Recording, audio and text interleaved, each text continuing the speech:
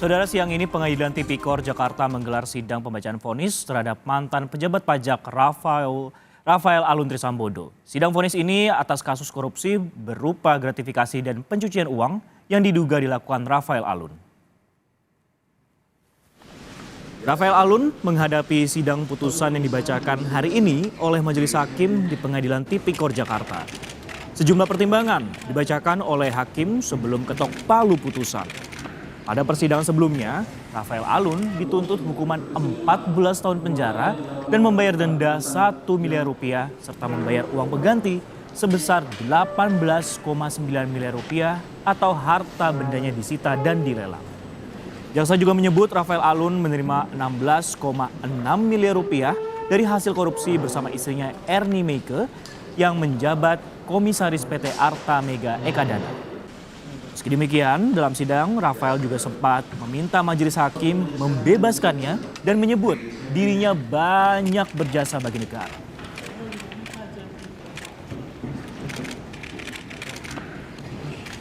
Kasus gratifikasi dan pencucian uang yang menjerat Rafael Alun merupakan buntut dari kasus penganiayaan yang dilakukan sang anak Mario Dandi. Pengadilan Tinggi Jakarta sudah memvonis Mario Dandi dengan pidana 12 tahun penjara. Rafael Alun Trisambodo merupakan mantan pegawai eselon 3 di Direktorat Jenderal Pajak Kementerian Keuangan. Rafael dicopot dari tugas dan jabatannya setelah kasus penganiayaan yang dilakukan sang anak mencuat. Putra Rafael Alun, Mario Dandi, melakukan penganiayaan berat kepada putra petinggi GP Ansor yang bernama David Ozora. Akibatnya, David koma selama kurang lebih 3 minggu dan harus dirawat intensif selama lebih dari 6 bulan. Meski sudah berangsur pulih, remaja 17 tahun itu kini mengalami kemunduran perkembangan emosional dan intelektual. Kasus kekerasan yang dilakukan Mario Dandi lalu berbuntut terungkapnya kekayaan sang ayah, Rafael Alun, yang tidak biasa. Rafael, yang merupakan ASN di Kementerian Keuangan, memiliki sejumlah tanah, rumah, dan kendaraan mewah. Keluarga Rafael Alun pun kerap bergaya hidup mewah. Hingga akhirnya Rafael Alun diduga terlibat gratifikasi dan pencucian uang. Dalam sidang dakwaan di Pengadilan Tipikor Jakarta, Rafael didakwa menerima gratifikasi senilai 16,6 miliar rupiah dan pencucian uang hingga 111 miliar rupiah. Menurut jaksa, penerimaan gratifikasi itu melalui sejumlah perusahaan yang terafiliasi dengan Rafael dan istrinya secara bertahap sejak 2002 hingga 2013. Bersama istrinya, Ernie Meike Torondek, Rafael Alun membentuk 4 perusahaan jasa yang kemudian jadi konsultan pajak. 4 perusahaan itulah yang digunakan Rafael Alun dan istri untuk memberikan jasa konsultasi pajak. KPK mencatat dari PT Arme saja ada 62 perusahaan yang menggunakan jasa Rafael Alun. Dari 4 perusahaan itu, KPK mengungkap Rafael Alun menerima gratifikasi uang 27,8 miliar rupiah. Namun, yang khusus diterimanya bersama istri 16,6 miliar rupiah. Adapun dari tindak pidana pencucian uang, KPK menemukan Rafael Alun menempatkan harta dalam berbagai bentuk sebesar 111 miliar rupiah. Dalam program Rosi yang tayang pada 2 Maret 2023, Menteri Keuangan Sri Mulyani mengungkapkan kesedihan dan kekecewaannya atas kasus yang menjerat mantan anak buahnya itu. Sri Mulyani mengaku bisa memahami kemarahan masyarakat karena Rafael Alun telah mencorang institusi pemerintah yang ia pimpin. Sebetulnya kalau kita lihat suasana sekarang ini ya, Ros,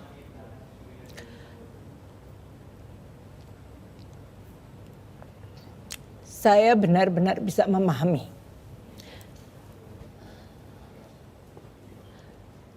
Di satu sisi ya masyarakat sangat kecewa dan pasti marah. Karena itu adalah suatu ekspresi dan sekaligus harapan ya dari masyarakat terhadap sebuah institusi yang selama ini sudah kita coba untuk terus perbaiki dan juga memang memiliki banyak sekali apa yang disebut prestasi, capaian. Jadi kejadian ini ya sebetulnya untuk saya pribadi selalu diingatkan untuk memiliki humility, kerendahan hati. Hartanya sangat besar. Kita mengatakan praduga tidak bersalah, tapi kita semuanya saya tanya, kalau seseorang yang tadinya sekolah sama-sama di PKN STAN, lulus, mulai karir, sampai dia sekarang menjadi kepala bagian eselon 3. Rasanya agak aneh kalau tiba-tiba hartanya meloncat setinggi itu. Jaksa menyebut mobil mewah yang dikendarai putra Rafael Alun Mario Dandi dibeli menggunakan uang hasil korupsi sang ayah. Termasuk banyaknya harta yang dimiliki Rafael Alun yang diduga sebagian besar didapatkan dari hasil korupsi. Tim Liputan, Kompas TV. Untuk mengetahui informasi terkini dari sidang vonis Rafael Alun, kita bergabung dengan jurnalis Kompas TV Dian Silitonga di Pengadilan Tipikor Jakarta. Dian, selamat siang. Jam berapa kemudian agenda sidang akan dimulai untuk pembacaan putusannya?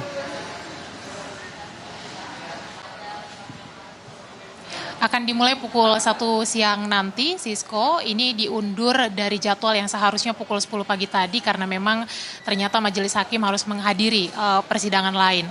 Nah, agenda hari ini merupakan puncak atau akhir dari tahapan sidang di pengadilan tingkat pertama karena sampai pada pembacaan vonis. Nanti kita akan cermati bersama apakah majelis hakim akan memutus terdakwa Rafael Alun terbukti secara sah dan meyakinkan melakukan tindak pidana korupsi berupa penerimaan gratifikasi dan juga tindak pidana pencucian uang atau tidak. Yang jelas sebelumnya jaksa penuntut umum ini sudah menuntut Rafael Alun dengan pidana penjara selama 14 tahun, kemudian juga denda 1 miliar rupiah subsidiar 6 bulan kurungan, dan selain itu juga jaksa penuntut umum menuntut Rafael Alun membayar uang pengganti senilai 18,9 miliar rupiah subsidiar 3 tahun pidana penjara. Selain itu, jaksa penuntut umum juga menjabarkan hal-hal yang memberatkan dalam tuntutannya. Yang pertama adalah Rafael dianggap tidak mendukung program pemerintah dalam memberantas tindak pidana korupsi. Kemudian juga motif kejahatan Rafael adalah memanfaatkan jabatannya untuk memperkaya diri sendiri dan kemudian juga tidak mengakui perbuatannya atau berbelat-belit sepanjang pemeriksaan.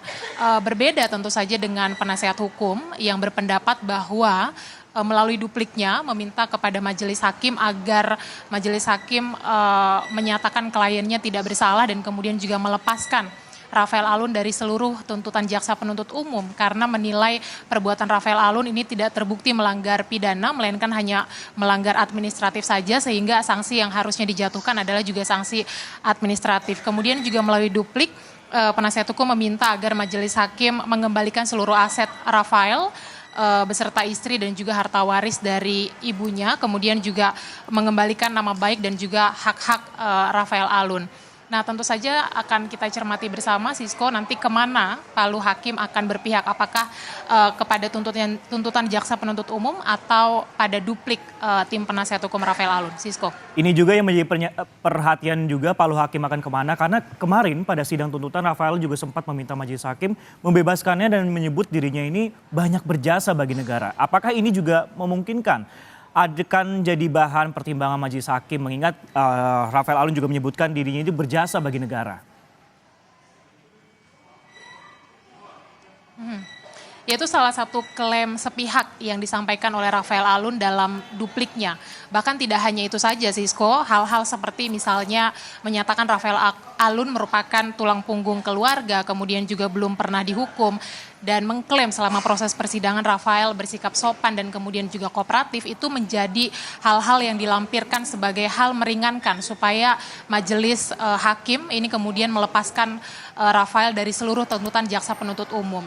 Nah, hal-hal seperti itu lumrah saja disampaikan dalam duplik, tetapi sama sekali tidak akan menggugurkan fakta-fakta persidangan karena tentu yang akan mempengaruhi keyakinan hakim adalah fakta-fakta di persidangan yang sudah diungkap termasuk lewat kesaksian atau keterangan para saksi dan juga terdakwa. Nah, kita akan saksikan atau cermati juga nanti hal-hal yang akan disampaikan oleh majelis hakim lewat fakta-fakta persidangan. Apakah nantinya hakim akan memutuskan bahwa Rafael Alun bersalah atau tidak, dan kemudian kalau nanti dinyatakan bersalah, apakah juga hukuman yang dijatuhi majelis hakim ini akan lebih tinggi atau lebih rendah dibandingkan dengan tuntutan jaksa penuntut umum, itu juga akan kita cermati karena kalau kita melihat pasal-pasal yang didakwakan terhadap Rafael ini maksimal ancaman hukumannya adalah 20 tahun atau pidana penjara seumur hidup. Jadi sekali lagi kita nantikan nanti seperti apa vonis hakim terhadap Rafael Alun Trisambodo. Sisko. Nasib Rafael Alun akan ditentukan oleh Majelis Hakim di sidang Tipikor pada hari ini. Terima kasih Dian Silitonga yang melaporkan langsung dari Gedung Tipikor Jakarta.